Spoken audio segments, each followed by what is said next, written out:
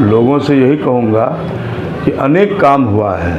मैं मानता हूँ कि 100 में 90 काम हो चुका है। सैकड़ों पुल पुलिया बना है, रोड बना है, सड़क बना है, फ्लाईओवर ब्रिज बन रहा है, रेलवे का तो यहाँ नेटवर्क बड़ा बना दिया हमने। जी जी। तो हवाई जहाज़ भी पूर्णिया चलाया।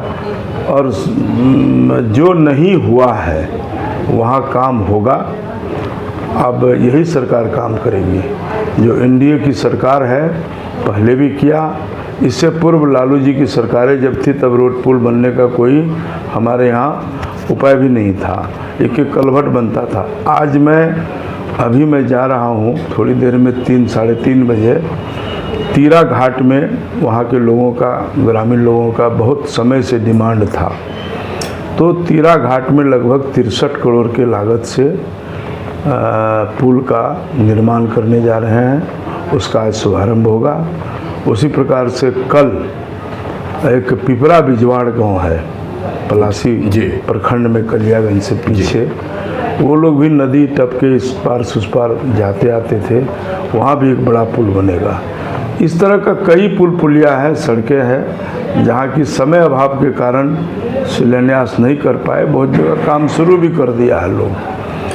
तो इस तरह का विकास का काम अनवरत दिन रात करते रहते हैं। और चुनाव के बाद भी, अब चुनाव तो 1 आध महीने में ख़त्म हो जाएगा, 1 डेढ़ महीने में जी।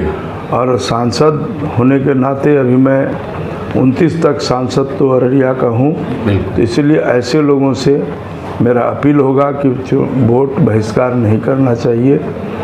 और बहिष्कार करने से वोट आपका पुल रोड नहीं बनेगा। आपको लोकतंत्र में वोट देने का अधिकार दिया है, यही आज़ादी है, इन्हें स्वतंत्रता कहते हैं। ठीक है, हम पसंद नहीं तो वो पसंद है, वो पसंद नहीं वो, लेकिन मताधिकार का प्रयोग करना चाहिए, न कि इसका बहिष्कार करना चाहिए।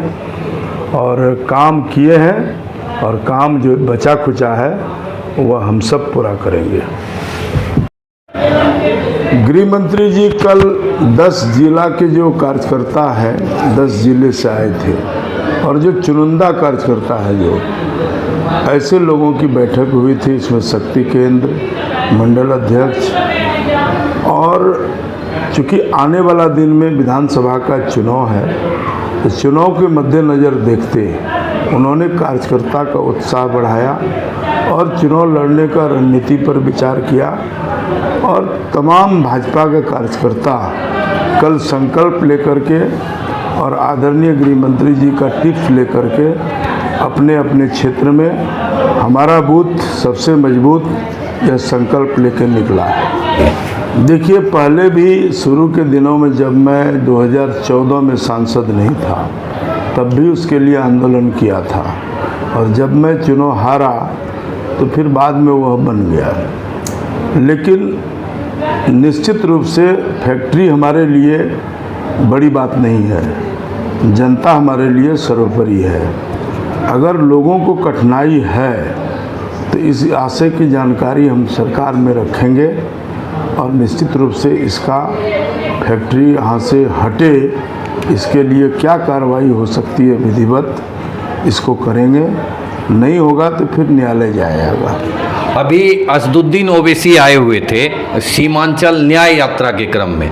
उन्होंने कहा कि जो गृह मंत्री जी हैं, उन्होंने भी कल अपने संबोधन में कहा था घुसपैठियों को निकालने पर सरकार विचार करेगी, सरकार बनाइए, तो तीनों जगह के मंच से। वहीं असदुद्दीन ओवैसी ने सवाल उठाया कि बांग्लादेश की घुसपैठिया, उन्होंने नाम लिए बिना शेख हसीना पर इशारा किया कि उसे दिल्ली में आप बैठा कर रखे हैं, पहले उसे बाहर निकालिए। इस पर क्या कहेंगे? देखिए, शेख हसीना एक प्रधानमंत्री के रूप में बांग्लादेश में रही, और जब तक वो रही भारत के साथ अच्छा संबंध रहा।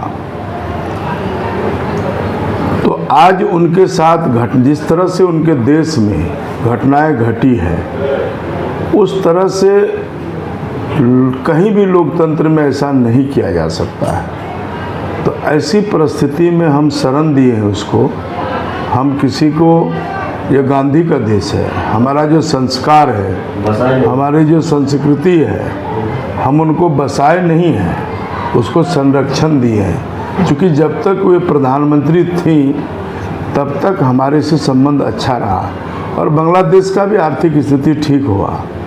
तो घुसपैठी का जहाँ तक सवाल है, तो ये तो भारतीय जनता पार्टी की जब से सरकार बनी है, प्रधानमंत्री नरेंद्र मोदी जी और अमित शाह जी सीधे कहते हैं कि हम सिर्फ सरकार सत्ता के लिए नहीं चाहते हैं, देश का दिशा दशा तय हो और भारत में कोई घुसपैठी, चाहे वो बांग्लादेशी हो या पाकिस्तानी हो या अन्य किसी देश का हो, अगर अवैध तरीक़ा से हमारे देश में रह रहा है और हमारे ही खिलाफ वो काम करता है तो उसको चिन्हित करके ज़रूर मैं निकालूंगा।